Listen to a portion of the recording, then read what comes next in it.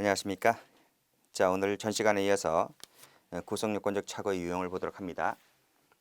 자, 여기 보시면 구체적이 있고 추상적이 있죠. 구체적이라고 하는 것은 조문이 똑같아요. 동일한 구성요건을 말한다. 추상적 사실의 착오는 다른 구성요건을 말한다 그랬습니다. 각각은 전부 다 객체의 착오, 방법의 착오, 추상적도 객체의 착오, 방법의 착오 이렇게 나눠집니다. 자, 객체라고 하는 것은 무슨 걸 말하죠? 잘못 봤다는 거예요. 잘못 봤다. 그렇죠? 눈이 삐끗되었다 이런 말이에요. 갑인 줄 알고 쐈는데 실제로는 을이었다는 거죠. 이게 사람과 사람이죠. 사람과 사람이니까 구성 요건이 동일하죠. 자, 두 번째.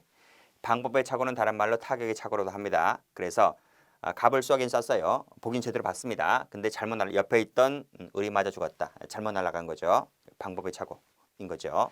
역시 사람과 사람이기 때문에 조문이 똑같아요. 그래서 구체적 사실 착오라고도 합니다. 자, 됐고요. 자, 추상적은 조문이 다릅니다. 다른 구성 요건이죠. 그래서 여기 예를 보시게 되면 개하고 여기 사람이 나와요. 사람. 그래서 개하고 사람은 조문이 다르기 때문에 추상적 착오다 이렇게 보시면 될 것 같아요. 자, 다음 페이지 한번 가볼게요. 자, 다음 페이지 보시면 여기 이제 사례가 나와 있죠. 역시 객체가 나와 있고 방법의 착오가 나와 있습니다. 그래서 개인 줄 알고 쐈는데 사실은 사람이었다. 사람인 줄 알고 쐈는데 사실은 개였다는 거죠. 잘못 본 거죠. 그래서 이것을 객체 착오라고 합니다. 자, 방법의 착오라고 하는 것은 개를 쐈는데 빗나가서 옆에 있던 사람이 맞아 다쳤다.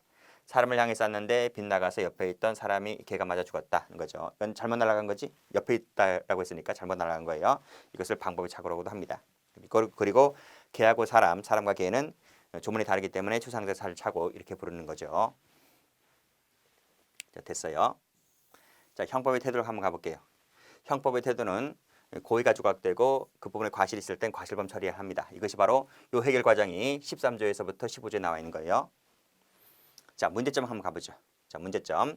우리 형법 제15조 1항은 추상적 사실 착오 중에서 경한 사실을 인식하고 중한 결과를 발생한 경우를 규정해 놓은 거예요. 그래서 그 예가 여기 나와 있습니다.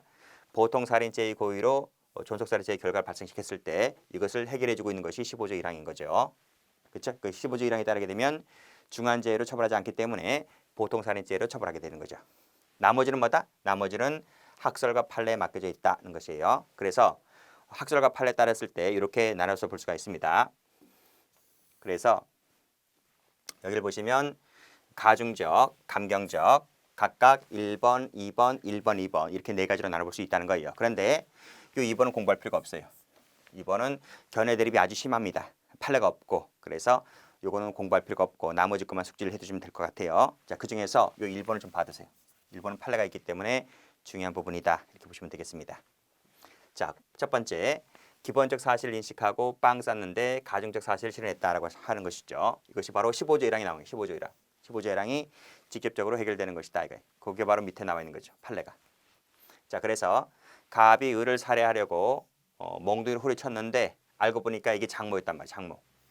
장모였기 때문에 그때는 이 15조 1항에 따라서 직계존속임을 인식하지 못한 거죠. 인식하지 못했기 때문에 뭐가 된다? 보통살인죄가 될 뿐이다. 보통살인죄. 그래서 15조 1항에 따라서 중한죄가 되는 사실을 인식하지 못하는 것이기 때문에 보통살인죄가 된다. 이 뜻입니다. 아시겠죠?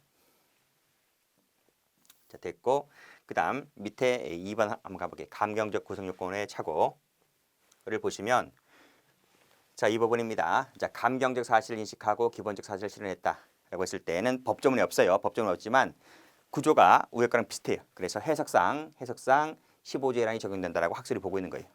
아시겠죠? 위에 것은 명문이죠. 명문상 나와 있는 거고 이건 해석상 그렇다는 거예요. 구조가 똑같기 때문에 비슷하기 때문에. 자, 그럼 이거 한번 볼게요. 기본적 사실을 인식하고 감경 사실을 실현하는 경우는 어떻게 될 것이냐라고 했는데 우리 학자들 다수설이 이건 기본적 사실의 기술로 처리하겠다 이런 것이죠. 이렇게 이것이 다수설적 입장입니다. 이렇게 정리해 두시면 될 것 같아요. 됐고 역시 다시 한번 거듭 말씀드리지만 이것이 제일 중요한 거예요. 요 1번과 관련된 판례가 그나마 제일 중요한 것이다. 보시면 되겠습니다.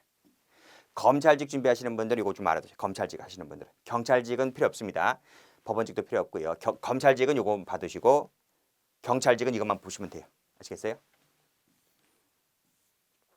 자, 나머지 이제 학설 가볼게요. 자, 학설 보시면 세 가지가 있습니다. 세 가지. 그래서 첫 번째 구체적 부합설, 법정적 부합설, 추상적 부합설.